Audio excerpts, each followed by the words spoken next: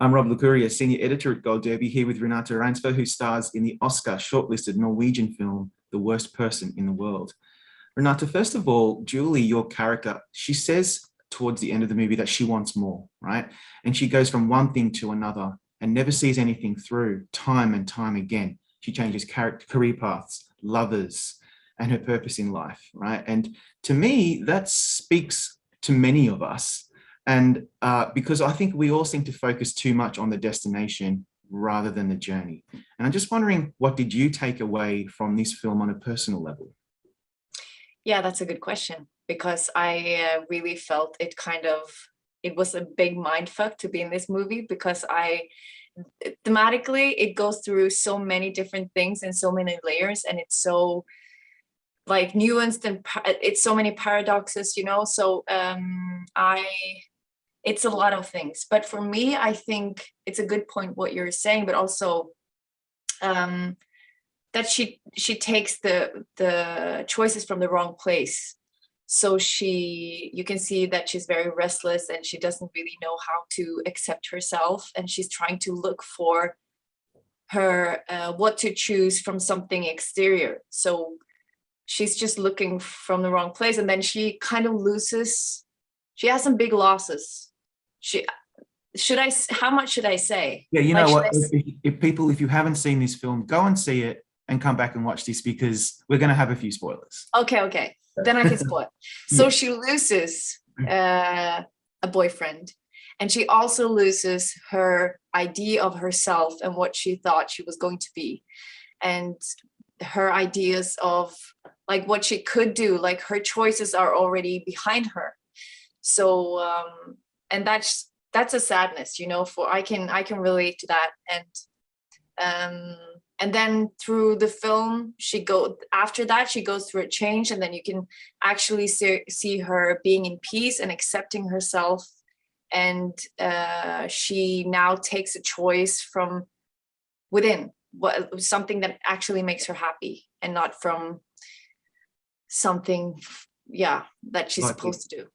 Yeah, something. And yeah, instead of always looking to external forces, right?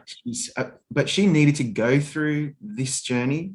And I think many of us, particularly in our 30s, perhaps 40s, 20s, we are always striving for something, and then we make changes, we make bad decisions, and people affect what happens to us. But eventually we're at peace. And I feel like she's at peace by the end of it.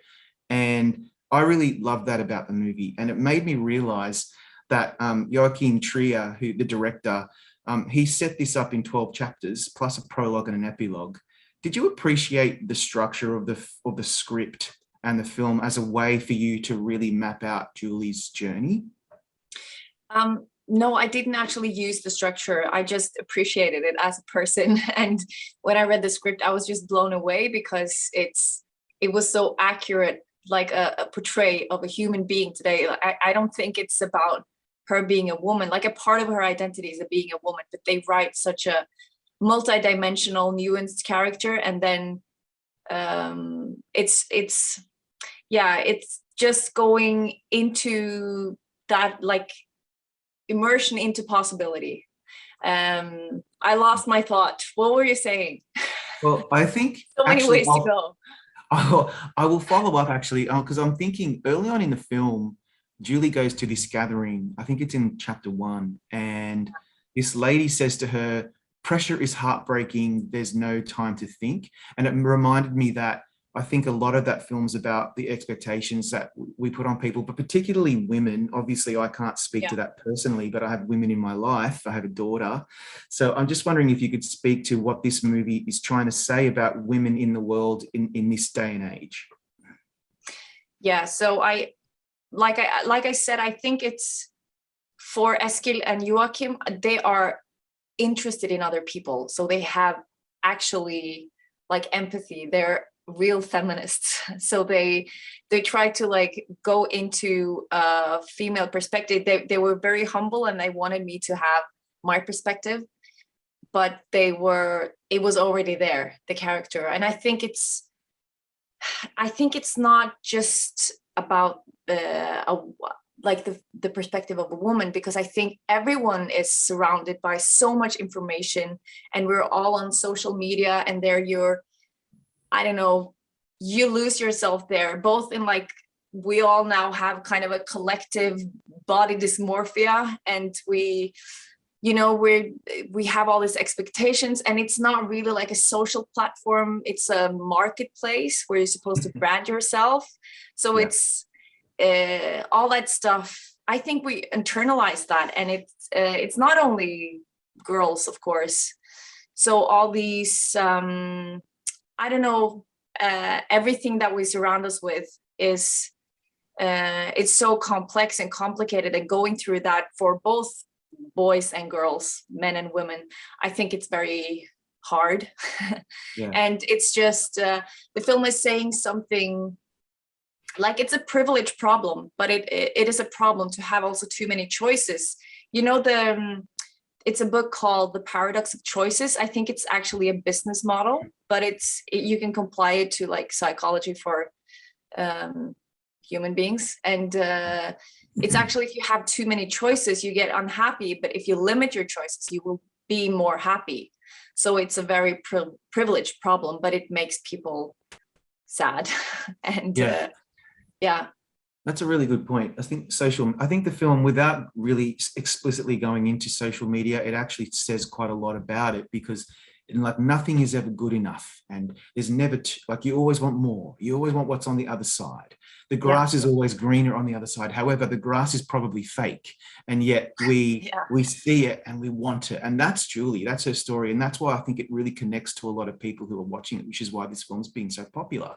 I want to talk about my favorite sequence, really. I had no idea what was going on in the beginning, and then I realized Julie freezes time, runs through the streets of Oslo to find Øyvind, and it's magical, and it's just like I was watching a fairy tale. And I'm just curious what it was like to shoot it. What did you think of the end result?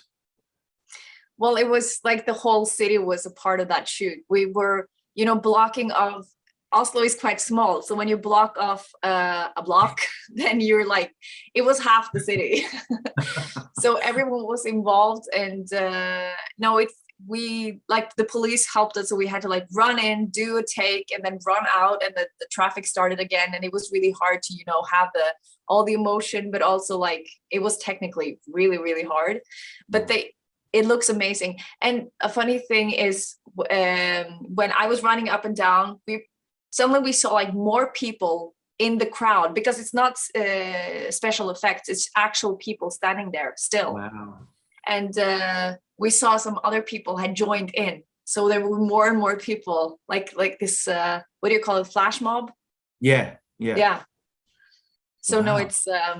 I think it's really beautiful. I think Joachim Trier, I can say this because I heard him say it, that it's just like playing around cinematically with this thought of, what if you meet someone and you find them really attractive and you want to be with them, actually to be able to freeze time and live it through would be amazing to do. So he made a scene, and it's so good.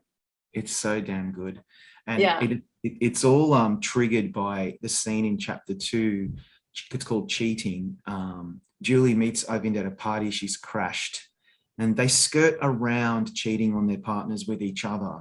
The energy between the two of you is awkward, intimate, electric. Like, I felt like I was watching something very intimate, and there was no sex. It was just really strange and really kind of compelling to me. They didn't even know each other's names until the end. So talk me through the chemistry between you and Herbert Nordrum, who plays Øyvind. So we went to theater school. He went a year above me, so I knew him from before, and he is like a great actor. And he also has this thing where will you learn in my theater school, or our theater school, you learn this virtue where if the scene is not as good as the worst actor in it, so you try to make the other actor better. You play each other good. So he still feels that he was better off camera because he like tried to do so much off camera to help me. He's so generous. I think it was really hard to find that because the character is very specific. He's so kind, and but he has not that many lines. He's very quiet. It's a very specific character, Ivan. Yeah. But also who had chemistry with me was really hard to find, but Herbert was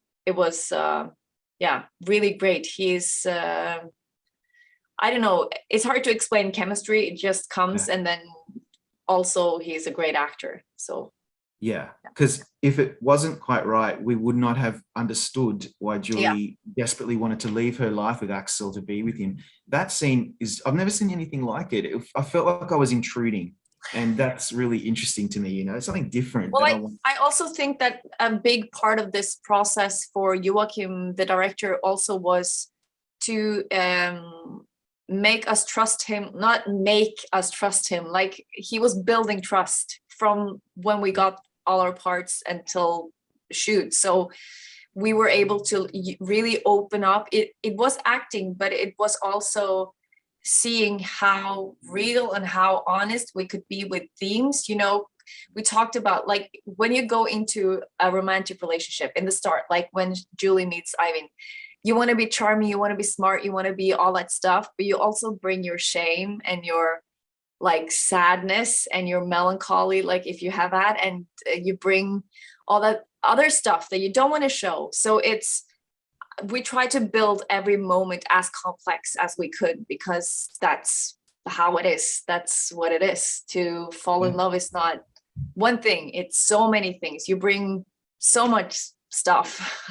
You do. It feels real to me. We've all hopefully been there, and that's how we learn. And so on to other topics. So you won Best Actress at Cannes, right? And I know lots of people probably want to talk to you about that. We're an awards website, so we really must. And that is something that people will always say when they're referring to you now for the rest of your life. How does that feel to have won such a prestigious award? No one ever put it like that before. Well, that's it's nice to know. No, it's I can't even put it into words. It's for me, that's the most prestige award, I think. Like, for me, I never ever thought that was gonna happen. So I don't know what to say. It's huge. It's great. Well, and then speaking of there's once the film started to hit the circuit, the festivals, and then it was released, it's been received overwhelmingly positive by critics in the US particularly. It's now shortlisted for an Oscar nomination. It may even get other Oscar nominations. How do you feel about how the film's being received, particularly in the US? Well, it's, we made this small movie in Norway, and we felt it was really important, and that it moved us, making it, that it changed something in us and changed everyone's perspective on their choices and their love life. And we felt that you never know how far it's going to reach, but I suppose, no, I that's my theory, that when you make something and try to be really true and have something important to say, it will reach far. And it's just been so incredible for us to have all, conversations like this and conversations about the movie everywhere. And it's so interesting. Every country is focusing on different themes and different things in the movie. And I learned so much. From talking.